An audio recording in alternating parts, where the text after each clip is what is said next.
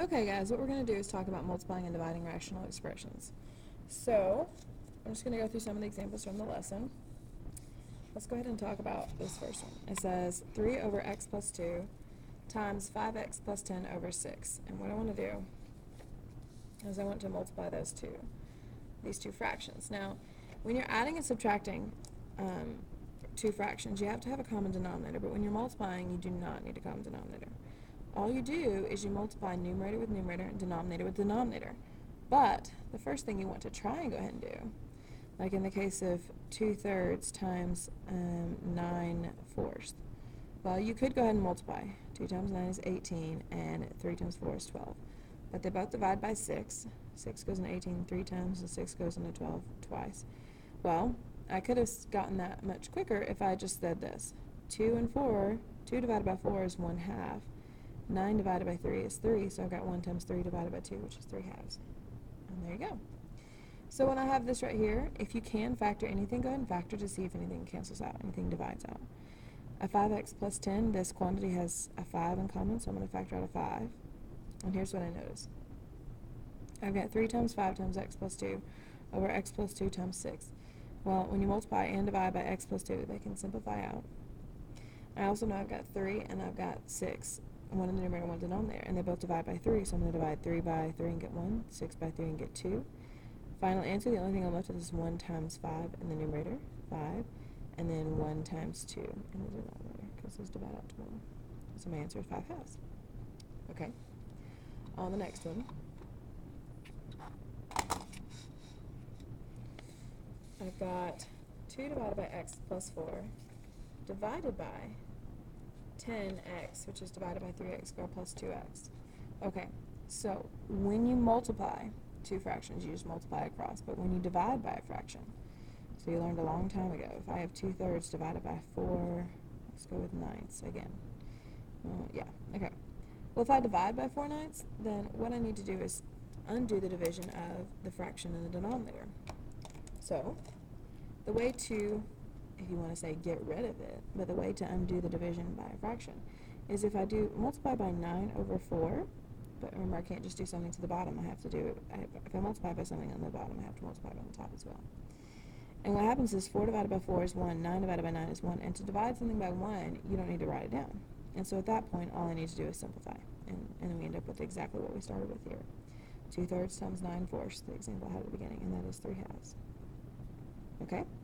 So again, even though it's got variables in it, it's the same idea. If I divide one fraction by another fraction, what I do is I take the first fraction, 2 over x plus 4, and I say times, but instead of this, I multiply by the reciprocal. Now I'm going to go ahead and factor it as well. I notice that there's an x in both of these. 3 and 2 don't have a common factor, so I'll factor out an x, and I'm left with 3x plus 2. So the denominator becomes the numerator, and the numerator becomes the denominator. Okay, and so now I need to simplify. So we're all multiplying here. It's this times 10x, this times that times that. I notice that 2 and 10 have a common factor of 2, so 1 and 5. And then I've got x divided by x, which just cancels out, because x divided by x is 1, so it divides out. So I've got 1 times 3x plus 2. And then I've got x plus 4 times 5, so I've got 5x plus 20. And there's my denominator. And there you go. Okay. Now let's do this one. I'm multiplying two fractions. Now, I don't have to flip and multiply by the reciprocal because it's just multiplication. All I need to do is factor. The idea behind factoring is to simplify before you try and combine. This right here, if I multiply these out, I would have no way of going back to what I need to, or simplifying. So it's best to go ahead and factor while the terms are somewhat small. So what are the factors of negative 18 that add up to 3? And I'm thinking we got 1 and 18, 2 and 9, 3 and 6. 3 and 6 have a difference of 3. I need a negative 18 and a positive 3, so I'm going to go with negative 3. X minus 3, x plus 6. Okay? I'll go ahead and factor this one. This doesn't have 3 terms, it just has 2. So what I'm going to do is factor out the common factor. They've got 2, goes into both 2 and 18, and I've got an x in each. So I'm left with x squared minus 9. But you need to remember something. X squared minus 9 could be written as this: x squared plus 0x minus 9. And what are the factors of negative 9 that add up to 0? 3 and negative 3. Or, just remember, this is the difference of perfect squares. So, when you see two things that are squared, you need to multiply them, or you need to factor it out. Difference of perfect squares, especially specifically a negative, a minus sign, into these two. Okay, I'm gonna go and mark these out so I don't think about them being there as well as this. This is this. This is this, which is that. So I've got this times this divided by this times this. And it might help if I go ahead and write it out.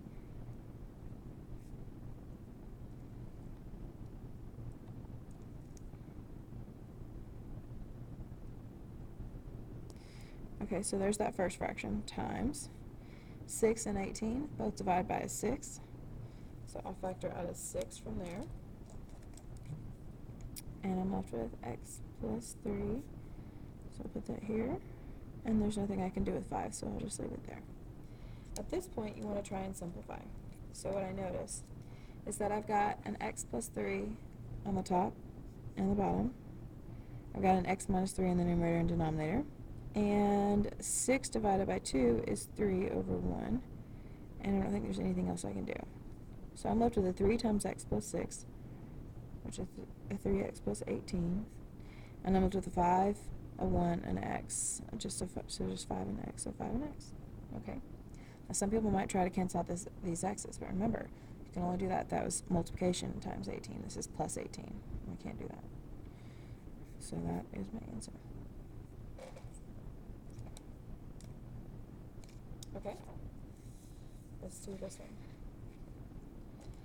I've got 8x plus 24 divided by 6 minus x. So let's just go ahead and deal with that for a second. 8 and 24 both divide by 8. So I'm going to factor out an 8, and I'm left with x plus 3 over 6 minus x. Okay, this is divided by this fraction.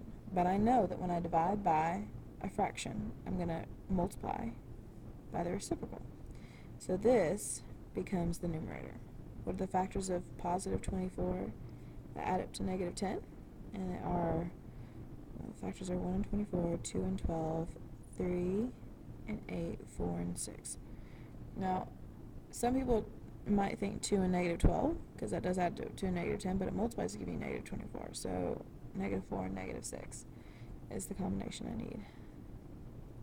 Okay? And then 2x plus 6. 2x plus 6 is a common factor of 2, so I'll factor that out. X plus 3. Okay. At this point, I need to try and simplify. And I notice that I have an x plus 3 here and an x plus 3 there. 8 divided by 2 is 4 over 1. Okay. And then I notice I have 6 minus x and x minus 6. Well, so there's a couple different places that you could deal with this at, but basically what I see is that they're exact opposites. So if I were to factor a negative out of whichever one, if I factor out of this one, I'll put it in the front. If I factor out of this one, I'll put it right here. If I factor a negative out, that becomes a negative 6 and a positive x, which is the same thing as saying x minus 6. Those are the same. So I'm going to cancel those out, or divide them out. Okay? What I'm left with is a 4 times x minus 4 divided by a negative 1. Well, when you divide by a negative, that just changes signs. 4 divided by negative 4, or 4 divided by negative 1 is negative 4. So I'll go ahead and distribute that, and I've got negative 4x plus 16. And there you go. Okay? Alright, now this one. Some people see this and they get kind of antsy about it, but just remember, it's all the same thing. I've got one fraction divided by another fraction. All that means is to take the top fraction, simplify it, we want to do that, and then multiply by the reciprocal of the denominator. I'm going to factor everything out as I go though. Okay? Actually, I'm going to go ahead and work this one. It's almost the same thing, but it's got more x's in it, so just kind of a little bit more to it. Okay, so what do I notice is in all three of these? Because you always want to try and factor out a common factor first. I see that they each have an x, so I'm going to factor the x out.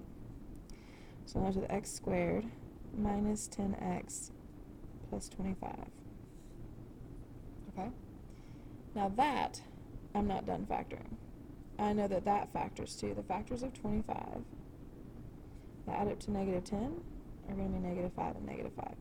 So I've got x minus 5 and x minus 5. So that is that. Okay. So there's my numerator of my numerator, and then here is my denominator. The factors of negative 20 that add up to negative 1.